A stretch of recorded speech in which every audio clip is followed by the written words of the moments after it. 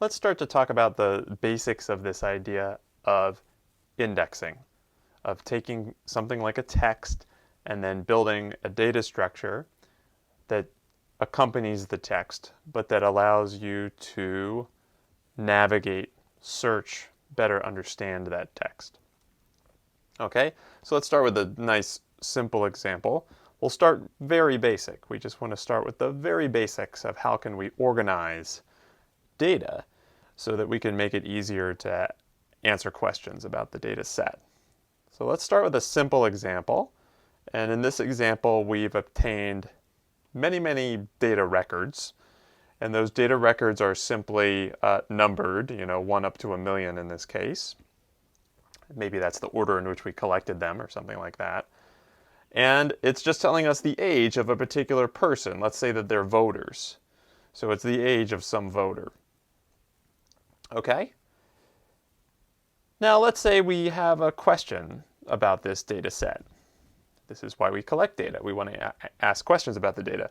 And let's say our question is, I'd like to know how many voters are aged 27.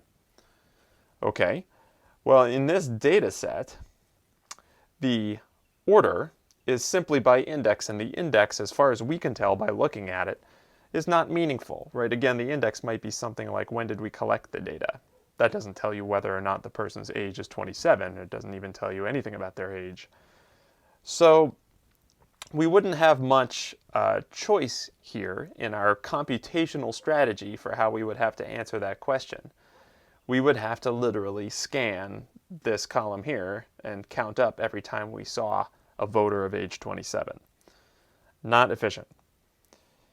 So we would have no choice but to scan these 1,000,000 records. Now we can of course think of ways around this problem. So one of them is to simply take these records and put them in a different order than the order you see here. We could put them in order by age. So if we put them in order by age, again, it's a list of voters, so let's just assume the voting age is 18 and they're at the beginning of the list. So suppose our list is now in order according to age, and we want to ask that same question. How many voters are aged 27? Well, we have a new strategy at our disposal now, which is, because this part of the list is now in order by age, we have the option of doing a binary search over this ordered list of ages. So we can conduct a binary search, which is to say, if we're starting with the query 27, and we have this entire list of ages in ascending order, we would first of all bisect, we would look in the midpoint of the list, and we'd ask, okay, is our query 27 greater than or less than the element that I see at the midpoint, which would be, say, 49 or 50. And we discover, okay, it's less than. That means it must be in the first half, and we can ignore the second half, and then we can recursively do binary search on the first half. Okay, so again, let's say we really do want to know how many voters are age 27. It wouldn't be enough to do a binary search. One binary search could tell us, for example, whether there are any voters aged 27. But if we want to know how many voters are aged 27, we would actually need to do two binary searches. We'd need to do one to find essentially the first voter aged 27, the first one in the list in its new order, the first one aged 27, and the last one aged 27. And then, of course, the difference between the two, the span of the number of rows between those two is telling us the number that have age exactly 27. So maybe it's an obvious point, but one of the things I'm trying to convey with this presentation is that it's a profound point that simply putting the data in a particular order is one of the ways that we can allow it to be queried more efficiently. We can do better at answering our questions quickly if we've taken the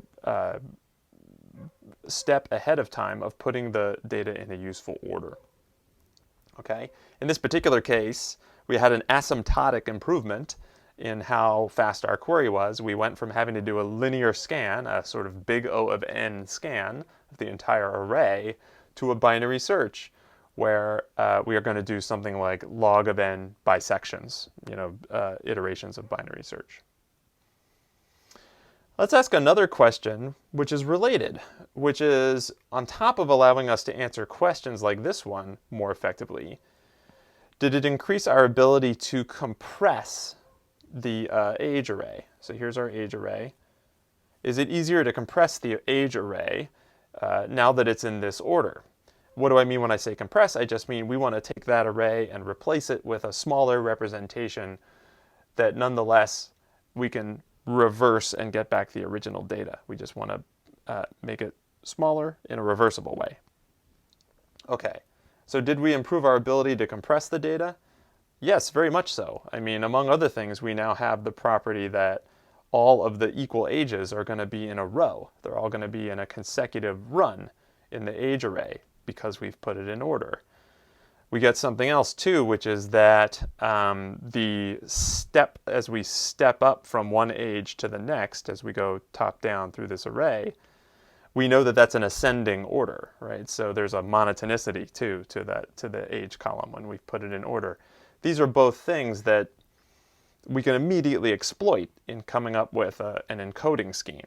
You know, if we have a long run of equal numbers, we can simply replace it with the number and then a record indicating that this is how many times it's repeated. If the record that comes after the previous record is greater, but it's only greater by 1, well, then we could put, you know, a very, very small message, maybe like a 1-bit message that says, "Oop, this next record is only bigger by 1," as opposed to storing the number all over again, right? So many ideas jump out at us now that the data is in this order for how we could possibly compress it. And this ends up being a little bit more than a more profound point that you might think, that the same sorts of things that we do to data to prepare them for queries, prepare them to build an index, to prepare them for queries, are much the same things that we would do to data to prepare it for compression. Because in both cases, what we're trying to do is take some kind of latent structure, some inherent structure to the data, and bring it to the surface. And if we can bring it to the surface, then it's easier to do queries, it's easier to compress. So what are the strategies we have at our disposal for coming up with these representations of the data that reveal the structure? They basically fall into two very broad categories, and one of them I would call grouping. This is like aisles of the grocery store, right? The items in the grocery store are partitioned into aisles such that every item of the same type can be found in a given aisle of the grocery store.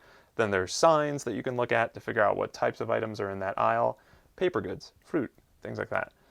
And we navigate the grocery store. We don't necessarily know exactly where to go, but we at least know that we only have to check the sign to figure out what aisle we need to go in. We don't have to linearly scan the entire grocery store. So in data structure terms, data structures that rely on the grouping principle might include hash tables. So hash tables are using a grouping principle. And then the other principle is ordering, the one that we've just been using. Ordering, in a way, is sort of a more general principle than grouping, because after all, if we can put things in an order, then we can probably also group them, because once we've put them in order, we can then partition and we have a reasonable grouping. But obviously what we just did previously was ordering. It's fun to think, could you organize a grocery store by putting the items in order? What would that look like? The items in the grocery store in alphabetical order. It's kind of a fun thought. It wouldn't be practical, right? Because some items need to be in a freezer with other freezer items and stuff like that. So maybe grouping is the right principle for grocery stores. Okay, so now let's think about texts. So in the previous example, it was very simple. We had voters and their ages.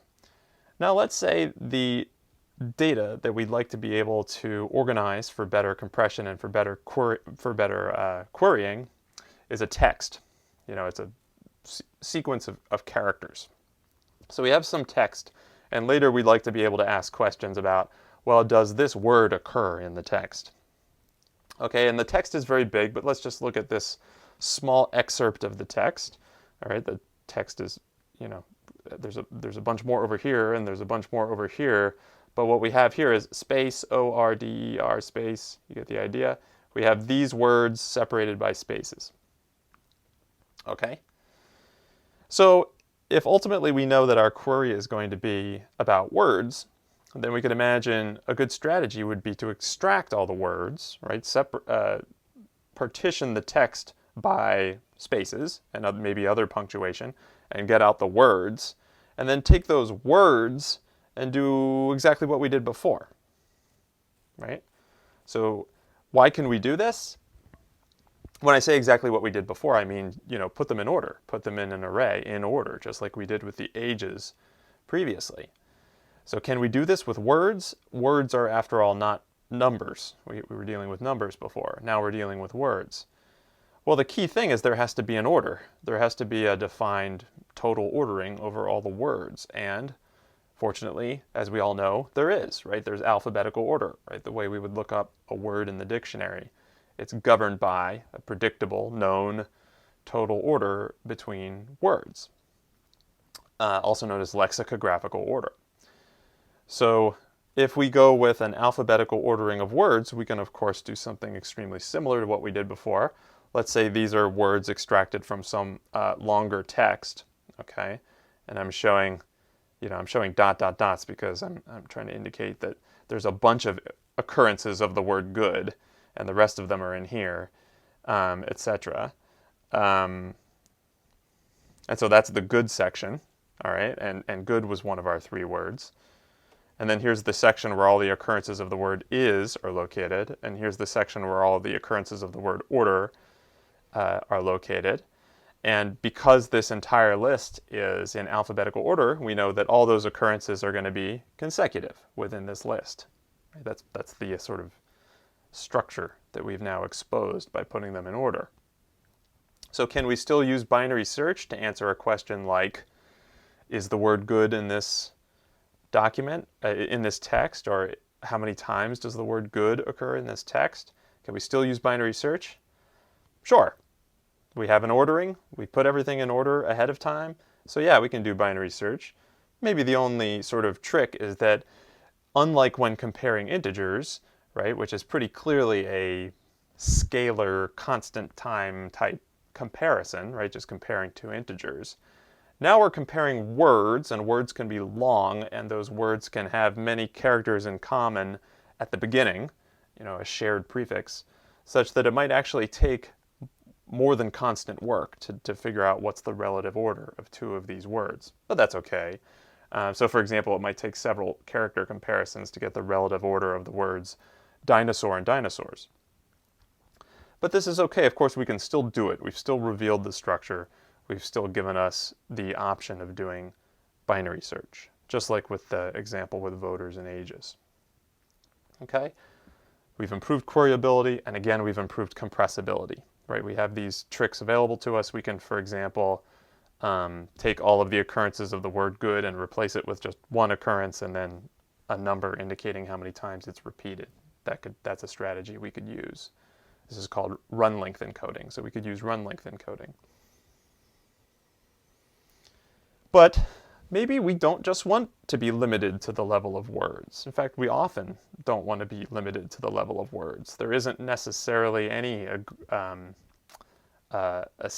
agreed upon unit that's going to be the unit that we're going to do our queries on in the future. So, for example, you might have a text that doesn't even consist of words at all, like DNA. Right? DNA is a text. A DNA molecule, like a chromosome, is written in the language of nucleic acids. It has A, C's, G's, and T's, and there's no spaces, right? So there's no notion of words necessarily. And so in this case, the idea that we're going to extract words and do everything by querying a sorted list of words is not quite as a good fit. It's not quite a natural fit. Or it could just be we're just not concerned with words. What we're concerned with is being able, for example, if you're typing in your search into a search engine and you start typing and then you get an autocomplete suggestion, well, that's not happening at the granularity of words, right? That's helping you to complete a word that you might be in the middle of writing, right? So that must be at the granularity of something like characters, right? So it's interrogating the characters you've typed. It's going into some index data structure and figuring out that the characters you've typed are typically followed by these characters, the ones that it puts in the autosuggest. Maybe we want to allow for some differences, like we're interested in searching for words, but we might get the word a little bit wrong. Well, that probably requires that we do something at the level of characters, right? We need to be able to pick out, oh, well, this character might be the one that's mistakenly been substituted, and so let's try to do a search where we substitute that character, right? This is the kind of thing that probably needs to take place at a finer level of granularity than just words. Or in general, what if we'd like to be able to query any substring out of that text? Any substring. Not necessarily a word. It could be a phrase. It could be a sentence. It could be a piece of a word. So in this case, what we discussed so far is not quite sufficient. But I have a suggestion. So let's take our text again. Right, here's our text that's longer than what I've shown you here. But in the middle it has order is good.